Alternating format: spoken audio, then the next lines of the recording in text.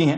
میں نے صلاۃ التسبیح کے بارے میں کہیں پڑھا تھا کہ حضرت محمد صلی اللہ علیہ وسلم نے اپنے چچا حضرت عباس رضی اللہ تعالیٰ عنہ سے فرمایا تھا کہ یہ نماز روزانہ پڑھو، ورنہ ہر جمعے کو یا پھر ہر مہینے یا ایک بار یا سال میں ایک بار، ورنہ اگر کہیں آپ نے نہیں پڑھی، سال میں ایک بار بھی آپ نہیں پڑھ سکے تو زندگی میں ایک بار ضرور پڑھو۔ حدیث ثابت ہے۔ جی، یہ بھی ایک تفصیلی موضوع ہے، میں بہت ہی مختصر سا خلاصہ اس کا بیان کر دوں، چونکہ اس میں بھی بہت لوگ بحثیں کرتے ہیں، اور کچھ کہتے ہیں بالکل اس کا کوئی ثبوت نہیں ہے، کچھ کہتے ہیں کہ بالکل صحیح ثابت ہے۔ جی، تو بات یہ ہے اصل میں کہ اس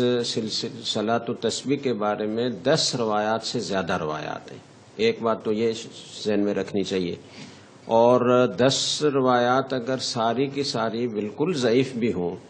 تو بھی اتنی کثرت سے روایات کی وجہ سے اس میں قوت آ جاتی ہے، اور وہ روایت درجہ حسن تک پہنچ جاتی ہے، نمبر 1۔ جی، نمبر 2 یہ ہے کہ ان ساری روایات میں سے سند کے اعتبار سے زیادہ قوی جو روایت ہے وہ یہی حضرت ابن عباس رضی اللہ تعالیٰ عنہما والی روایت ہے، اور اس کی تصحیح، تحسین اور تضعیف میں شدید اختلاف پایا جاتا ہے۔ بہت سے محدثین ایسے ہیں کہ جنہوں نے اس کو ضعیف کہا ہے، جن میں علامہ ابن تیمیہ رحمہ اللہ تعالیٰ ہے، اسی طریقے سے حافظ ابن حجر رحمۃ اللہ علیہ نے بھی اپنی کتاب التلخیص الحبیر میں اس کو ضعیف کہا ہے، اسی طریقے سے ابن عربی رحمہ اللہ تعالیٰ نے بھی اس کو ضعیف کہا ہے، علامہ ذہبی رحمہ اللہ نے اس پہ توقف کیا ہے، تو یہ تو ضعیف کہنے والے حضرات ہیں۔ علامہ ابن جوزی رحمۃ اللہ علیہ ذرا متشدد ہیں تو انہوں نے اس کو موضوع قرار دے دیا ہے۔ متقدمین محدثین میں سے کسی نے اس کو موضوع نہیں قرار دیا، ابن جوزی اور پھر اس کے بعد بعض لوگوں نے اس کو موضوع قرار دے دیا، لیکن اس کی تصحیح کرنے والے بھی بڑے بڑے حفاظ حدیث موجود ہیں۔ اس میں امام حاکم رحمۃ اللہ علیہ ہیں، علامہ ابن خزیمہ ہیں، ابو بکر خطیب ہیں، حافظ ابن مندہ ہیں، اور بھی بہت سارے محدثین نے جنہوں نے اس حدیث کی تصحیح فرمائی ہے کہ یہ بالکل صحیح حدیث ہے۔ ٹھیک ہے۔ اسی طریقے سے اس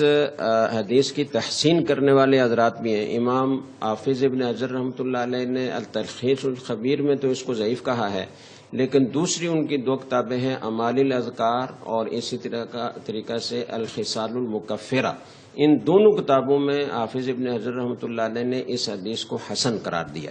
حسن قرار دینے والوں میں امام بخاری رحمۃ اللہ علیہ کے شیخ علی بن مدینی رحمہ اللہ تعالیٰ بھی ہیں، امام مسلم رحمۃ اللہ علیہ بھی ہیں، حافظ منذری بھی ہیں، حافظ ابن صلاح بھی ہیں، بڑے بڑے محدثین ہیں۔ تو بہت زیادہ تعداد اس حدیث کو صحیح کہنے والوں کی یا حسن کہنے والوں کی ہے، اس سے کم اس کو ضعیف کہنے والوں کی ہے، اور اکا دکا متشدد کسی محدث نے اس کو موضوع بھی کہا ہے۔ لیکن اسلاف سے اس نماز کا رواج چلا آ رہا ہے۔ حافظ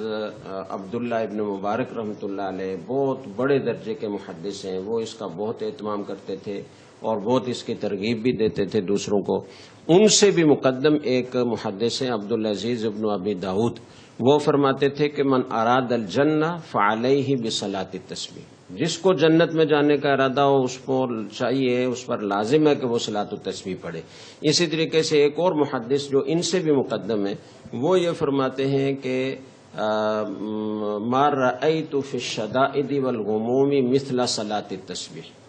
تکالیف میں، مصائب میں،